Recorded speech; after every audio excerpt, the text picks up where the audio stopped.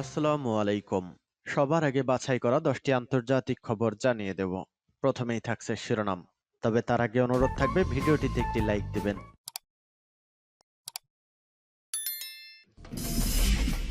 জানিয়ে দেব সর্বশেষ আপডেট আন্তর্জাতিক সংবাদ। শুরুতেই শিরোনাম। পাল্টা আক্রমণে মার খাচ্ছে ইউক্রেন। আবারও তাইওয়ান প্রণালীতে চীনের যুদ্ধ বিমান পাল্টা পদক্ষেপ। জানিয়ে দেব কেন উচ্চ মাত্রায় ইউরেনিয়াম সমৃদ্ধ করছে ইরান। এদিকে কিউবায় চীনা গুপ্তচর ঘাঁটি বানানোর বিষয়টি স্বীকার করল যুক্তরাষ্ট্র। উইয়ার প্রতিবেদন। যুক্তরাষ্ট্র মনে করছে দক্ষিণ এশিয়ার নিয়ন্ত্রক হিসেবে ক্রমেই দুর্বল হচ্ছে ভারত। সর্বশেষ জানিয়ে দেব পাকিস্তানের সেনা সন্ত্রাসী তুমুল বন্দুকযুদ্ধ, নিহত ৬। এতক্ষণ শুনছিলেন সংবাদ শিরোনাম, এবারে বিস্তারিত। আজকের সংবাদ সম্পর্কে আপনার মূল্যবান মতামত কমেন্ট করে জানিয়ে দিন কোন স্থান থেকে আমাদের সংবাদ শুনছেন এবং দেখছেন। পাল্টা আক্রমণে মার খাচ্ছে ইউক্রেন।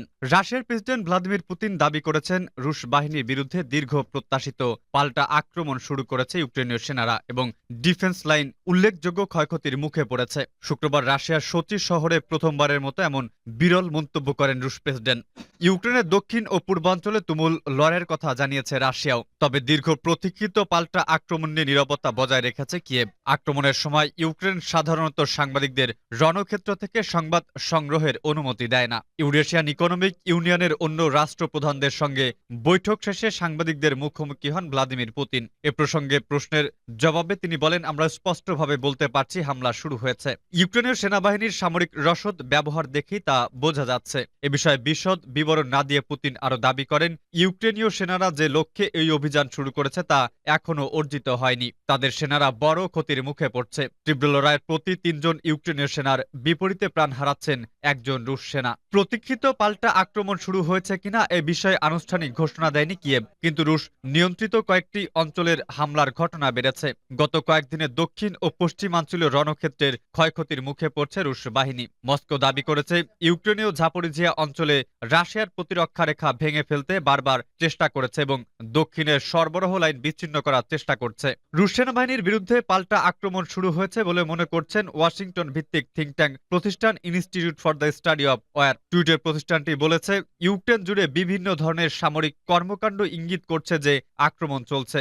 গত শুক্রবার সকালে ইউক্রেনের উপ প্রতিরক্ষা মন্ত্রী হান্না মালিয়ারা বলেছেন, দক্ষিণ পূর্ব ঝাপোরিঝিয়া অঞ্চলে প্রতিরক্ষামূলক অবস্থানে রয়েছে রুশ বাহিনী। যদিও যুদ্ধের কেন্দ্রস্থল এখন দোনেস্কে, লিম্যান, বাকমুত, অবদিপকা এবং মারিঙ্কায় ভারী লড়াই চলছে। আবারও তাইওয়ান প্রণালীতে চীনের যুদ্ধ বিমান পাল্টা পদক্ষেপ। চীনের বিরুদ্ধে আবারও আকাশ সীমা লঙ্ঘনের অভিযোগ করেছে তাইওয়ান। রোববার তাইওয়ান প্রণালীর মধ্যরেখায় চীনা যুদ্ধ বিমান অনুপ্রবেশ করে। সেই সঙ্গে তাইওয়ান প্রণালীতে টহল দেওয়া চীনা নৌবাহিনীর 4টি জাহাজ। পাল্টা পদক্ষেপ হিসেবে ওই এলাকায় তড়িঘড়ি করে যুদ্ধ বিমান পাঠিয়েছে তাইওয়ানের বিমান বাহিনী। কাতার ভিত্তিক সংবাদ মাধ্যম আল জাজিরা জানিয়েছে, 3 দিনের ব্যবধানে আবারও তাইওয়ানের আকাশ প্রতিরক্ষা অঞ্চলে অনুপ্রবেশ করেছে 10টি চীনা যুদ্ধ বিমান। রোববার তাইওয়ানের প্রতিরক্ষা মন্ত্রণালয় জানায়, এদিন তাইওয়ানের আকাশসীমায় হঠাৎ করেই ঢুকে পড়ে জে-10, জে-16 ও এইচ-6 বোমারু বিমান সহ চীনা বিমান বাহিনীর 24টি উড়োজাহাজ। এই বিমানগুলোর মধ্যে 10টি তাইওয়ান প্রণালীর মধ্যরেখা অতিক্রম করে। সেই সঙ্গে তাইওয়ান প্রণালীতে টহল দেওয়ায় চীনা নৌবাহিনীর 4টি জাহাজ। খবর পেয়ে ওই এলাকায় তড়িঘড়ি করে যুদ্ধ বিমান পাঠিয়েছে তাইওয়ানের বিমান বাহিনী। একই সঙ্গে জাহাজ ও ভূমি থেকে নিক্ষেপযোগ্য ক্ষেপণাস্ত্র ব্যবস্থা মোতায়েন করেছে তারা। এক সপ্তাহেরও কম সময়ের মধ্যে এ নিয়ে দ্বিতীয়বার তাইওয়ান প্রণালীতে চীনের নতুন সামরিক কার্যকলাপের খবর সামনে এলো। তাৎক্ষণিকভাবে এ বিষয়ে চীনের সামরিক বাহিনীর কোনো মন্তব্য পাওয়া যায়নি। এর আগে বৃহস্পতিবার চীনের 37টি সামরিক উড়োজাহাজ স্বায়ত্তশাসিত দ্বীপটির আকাশ প্রতিরক্ষা অঞ্চলে প্রবেশ করে। একদিকে তাইওয়ানের নিজেদের অংশ বলে মনে করে চীন, অন্যদিকে নিজেদের স্বাধীন রাষ্ট্র হিসেবে দাবি করে আসছে স্বায়ত্তশাসিত দ্বীপটি। গেল বছর মার্কিন প্রতিনিধি পরিষদের সাবেক স্পিকার ন্যান্সি পেলোসির তাইওয়ান সফরকে কেন্দ্র করে তাইওয়ান প্রণালী ঘিরে চীন ও তাইওয়ানের মধ্যে দিন দিন বেড়েই চলেছে তুমুল উত্তেজনা। কেন উচ্চ মাত্রায় ইউরেনিয়াম সমৃদ্ধ করছে ইরান। সম্প্রতি উচ্চ মাত্রায় ইউরেনিয়াম সমৃদ্ধ করছে ইরান। এ ধরনের পরমাণু কর্মসূচির লক্ষ্যে দেশটির ওপরে থাকা মার্কিন নিষেধাজ্ঞা প্রত্যাহার করার পথ সুগম করা। ইরানের আণবিক শক্তি সংস্থার প্রধান মোহাম্মদ ইসলামী এ তথ্য দিয়েছেন। শনিবার তেহরান থেকে প্রকাশিত ইত্তেলায়াত পত্রিকাকে দেওয়া সাক্ষাৎকারে ইসলামী বলেন, ২০২০ সালে ইরানের পার্লামেন্টে পরমাণু কর্মসূচি পরিচালনা সংক্রান্ত যে আইনটি পাশ হয়েছিল তারও লক্ষ্য ছিল নিষেধাজ্ঞা প্রত্যাহারের পথ সুগম করা। তিনি বলেন, পার্লামেন্টের ওই আইন অনুসরণ করেই দেশটির আণবিক শক্তি সংস্থার শতকরা ৬০ মাত্রায় ইউরেনিয়াম সমৃদ্ধ করে যাচ্ছে। এর আগে গত ডিসেম্বরে ইরানি আণবিক শক্তি সংস্থার মুখপাত্র বেহরুজ কামালবান্দি প্রথমে তার সংস্থায় শতকরা ৬০ মাত্রায় ইউরেনিয়াম সমৃদ্ধ করার আনুষ্ঠানিক ঘোষণা দিয়েছিলেন। ২০১৫ সালে আমেরিকা সহ ৬ বিশ্ব শক্তির সঙ্গে স্বাক্ষরিত পরমাণু সমঝোতায় ইরান সর্বোচ্চ শতকরা ৪ মাত্রায় ইউরেনিয়াম সমৃদ্ধ করার প্রতিশ্রুতিবদ্ধ হয়েছিল। ওই চুক্তি স্বাক্ষরের আগে ইরান ২০ মাত্রায় ইউরেনিয়াম সমৃদ্ধ করে আসছিল। ইরানের উপরে সীমাবদ্ধতা আরোপের বিনিময়ে তেহরানের উপর থেকে নিষেধাজ্ঞা প্রত্যাহার করে নিয়েছিল পশ্চিমা দেশগুলো। কিন্তু ২০১৮ সালে মার্কিন সরকার পরমাণু সমঝোতা থেকে নিজেকে প্রত্যাহার করে নিলে চুক্তিটি কার্যত অচল হয়ে পড়ে। ইরানের উপর আরোপিত নিষেধাজ্ঞাগুলো পুনর্বহাল হয়ে যায়। এ অবস্থায় ২০২০ সালে ইরানের পার্লামেন্ট একটি আইন পাশ করে। ওই আইনে বলা হয়, পশ্চিমা দেশগুলো পরমাণু সমঝোতা মেনে না চললে ইরানও তা মানার প্রয়োজন এবং যতটা সম্ভব উচ্চ মাত্রায় ইউরেনিয়াম সমৃদ্ধ করতে হবে। পরমাণু সমঝোতা অকার্যকর হয়ে পড়ার জন্য পশ্চিমা দেশগুলোকে দায়ী করে মোহাম্মদ ইসলামী বলেন, তারা আবার এ সমঝোতায় ফিরে এলে ইরানও নিজের প্রতিশ্রুতিতে পুরোপুরি ফিরে যাবে। কিউবায় চীনা গুপ্তচর ঘাঁটি বানানোর বিষয়টি স্বীকার করল যুক্তরাষ্ট্র। অবশেষে কিউবায় চীনা গুপ্তচর ঘাঁটি বানানোর বিষয়টি স্বীকার করল যুক্তরাষ্ট্র। হোয়াইট হাউসের বিবৃতির বরাত দিয়ে রোববার মার্কিন গণমাধ্যম জানিয়েছে, ২০১৯ সালেই গোয়েন্দা তথ্য সংগ্রহের জন্য অবকাঠামো বানিয়েছে চীন। সম্প্রতি ঘাঁটির সক্ষমতা বাড়ানোর কর্মকাণ্ড শুরু করেছে বেইজিং। মার্কিন সেনাবাহিনীর উপর নজরদারি করতে কিউবায় গুপ্তচর ঘাঁটি বানাচ্ছে চীন। সম্প্রতি যুক্তরাষ্ট্রের গণমাধ্যমে এমন খবর প্রকাশের পর শুরু হয় তোলপাড়। নড়ে চড়ে বসে বাইডেন প্রশাসন।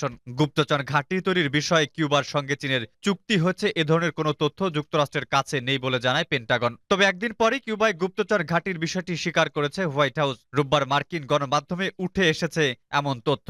হোয়াইট হাউসের বরাত দিয়ে গণমাধ্যম জানায়, ২০১৯ সালে কিউবায় ঘাঁটি বানায় চীন। এ বিষয়ে শুরু থেকেই মার্কিন প্রশাসন অবগত আছে। চীনা ঘাঁটিতে গুপ্তচর বৃত্তির বিভিন্ন স্থাপনা থাকার কথাও নিশ্চিত করে হোয়াইট হাউস। তবে বাইডেন প্রশাসন জানায়, কিউবায় নতুন কোনো ঘাঁটি নয়, বরং আগের কাঠামোর সক্ষমতা বাড়ানোর কর্মকাণ্ড শুরু করেছে বেইজিং। এ বিষয়টি যুক্তরাষ্ট্রের গোয়েন্দা রেকর্ডে নথিভুক্ত আছে বলেও জানানো হয়েছে। চীনের এমন পদক্ষেপে পাল্টা ব্যবস্থা নেওয়া হচ্ছে বলেও নিশ্চিত করেছে মার্কিন প্রশাসন। যুক্তরাষ্ট্রের ফ্লোরিডা অঙ্গরাজ্য থেকে মাত্র ১৬০ কিলোমিটার দূরে কিউবায় দ্বীপে গুপ্তচর ঘাঁটি আছে চীনের। নতুন গুপ্তচর স্থাপনা তৈরি কিংবা আগের কাঠামোর সক্ষমতা বাড়ানো গেলে যুক্তরাষ্ট্রের দক্ষিণ পূর্বাঞ্চল থেকে ইলেকট্রনিক যোগাযোগের তথ্য সংগ্রহ করার সক্ষমতা চীনের হাতে চলে যাবে বলে মনে করছেন নিরাপত্তা বিশেষজ্ঞরা। তবে ঘাঁটি নির্মাণের বিষয়টি অস্বীকার করে এরই মধ্যে বিবৃতি দিয়েছে চীন। যুক্তরাষ্ট্র মনে করছে, দক্ষিণ এশিয়ায় নিয়ন্ত্রক হিসেবে ক্রমেই দুর্বল হচ্ছে ভারত। দ্য থার্ড পোলের ব্যবস্থাপনা সম্পাদক ওমায়ের আহমেদ তার এই লেখার উপশিরোনামে বলেছে, জবাবদিহি, মানবাধিকার ও সুষ্ঠু নির্বাচনের জন্য বাংলাদেশের উপর প্রচণ্ড চাপ সৃষ্টি করছে যুক্তরাষ্ট্র। এক্ষেত্রে ভারত সরকারের নিরাপত্তায় বোঝা যাচ্ছে যে দেশটির মর্যাদা কমতে শুরু করেছে। তিনি লিখেছেন, মার্কিন পররাষ্ট্রমন্ত্রী অ্যান্টনি ব্লিংকেন গত ২৪ মে বাংলাদেশের জন্য নতুন ভিসা নীতি ঘোষণার পর থেকে বিষয়টি স্থান করে নিয়েছে রাজনীতির মাঠে। এই ভিসা নীতির কথা, বাংলাদেশে কেউ অবাধ নির্বাচনে বাধা প্রদান করলে যুক্তরাষ্ট্র তাকে ভিসা দেবে না। পাকিস্তানের সেনা সন্ত্রাসী তুমুল বন্দুকযুদ্ধ, নিহত ৬। পাকিস্তানের উত্তর ওয়াজিরিস্তান জেলার জেনারেল মিরান শাহ এলাকায় বন্দুক যুদ্ধের সশস্ত্র বাহিনী ৩ সন্ত্রাসীকে গুলি করে হত্যা করেছে এবং ৪ জন আহত হয়েছে। পাকিস্তান সেনাবাহিনীর আন্তঃসংযোগ অধিদপ্তর রোববার এ তথ্য জানিয়েছে। আইএসপিআর এর একটি বিবৃতিতে বলা হয়, তাদের সেনারা বীরত্বের সঙ্গে লড়াই করে, কিন্তু তাদের ৩ জন সেনা সদস্য শহীদ হয়। গত ৯-১০ জুন রাতে এ ঘটনা ঘটেছে।